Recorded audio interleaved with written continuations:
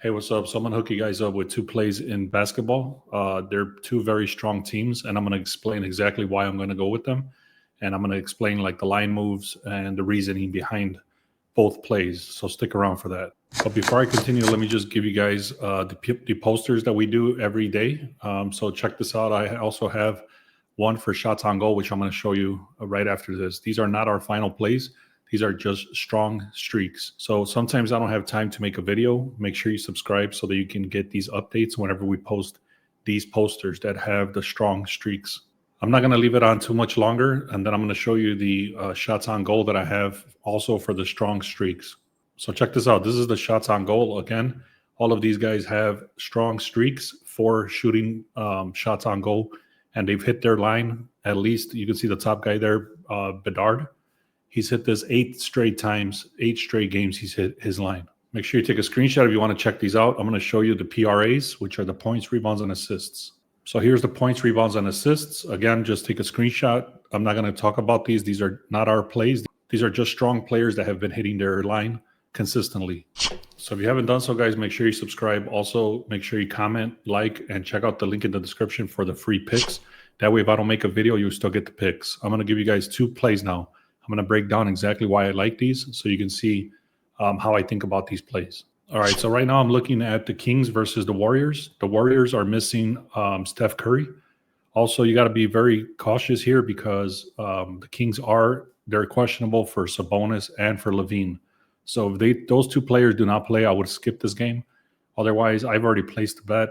You can do whatever you want, but I'm going to explain why this is such a strong play. I'm using the tool called the Sharp Edge. The link is in the description for that if you want to check that out. Golden State started at a pretty heavy favorites here at a -4.5. They're currently underdog plus 3.5. Again, that's because Steph Curry and Butler is questionable and Curry is definitely out. 61% of the bets. This is a public play. 61% of the bets is on Golden State. 50% of the money is coming in on Golden State.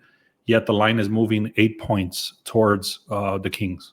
I'm not going to go through all these stats. There's a lot of stats here. There's a lot of information. I will tell you that the Golden State is 1-3 in the last 5.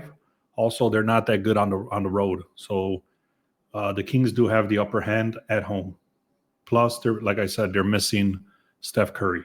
So the first play I'm going to go with is the Kings on the money line. You can see that they matched $44 of my $50. I'm still waiting for the odds right there of -136, but I did take the money line. I did not take the spread. Again, the reason I like this team so much is that the line shifted from heavily underdog at a +4.5 all the way to a heavy favorite at a -2.5. That's an 8-point line movement towards the Kings. All right, the next play I'm looking at here is the Pistons. They're supposed to be winning by 12 right here. The line shifted from a 9.5 all the way up to a -11.5, and I think it balled back a little bit towards a -10. So they're supposed to be winning by 10 points. However, if you look at the projections right here, they're supposed to be winning by 12. That's just projections. This is not the final plays. Like I mentioned, they did start at a -10.5. They're currently at a -10. 58% of the bets, 58% of the money is coming in on Utah, and the line shifted very, very slightly towards Utah. But again, that's a very, very slight 0.5 move compared to how much money is coming in.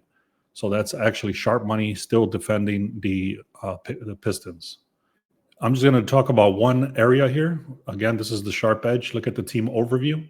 The points per game, the Detroit are demolishing Utah. These guys have 116 points per game compared to 102. Also, the opponents, they allow 113 compared to so the defense is somewhat similar, but then the offense is dramatically different.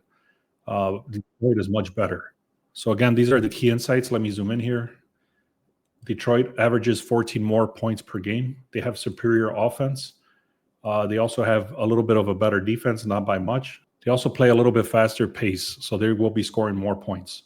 So the biggest difference, like I mentioned, is the points per game. They're scoring almost 16 more points per game. Also, this is very, very dramatic. Check this out. The Utah Jazz record against the winning teams, they're 0-11 in the last 12 games. Again, that goes back to last season. They have not played 11 games this season, but this season is, if it's anything that's been showing, is that they're still losing on the road.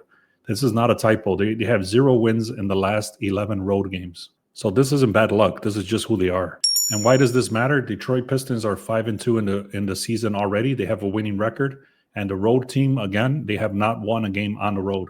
Normally in the beginning of the season, I've been doing parlays and stuff like that, but this has not been a working formula. So what I'm going to go back into doing straight bets. So what I did here is I bought it back less than what the current line is. So I did a -8.5. That's why you can see the odds are at a -130.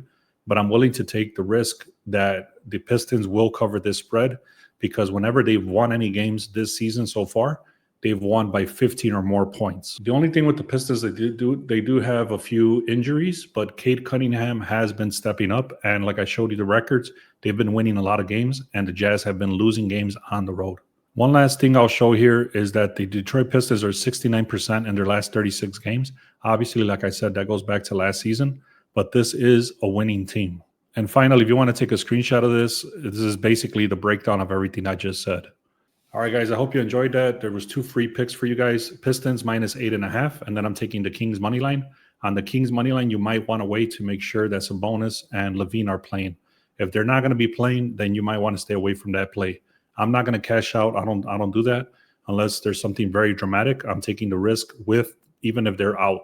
So again, if you don't want to risk it, then just wait to make sure that Levine and Sabonis is playing for the Kings game. Otherwise, you could take the Kings money line, and I'm taking the Pistons at a -8.5.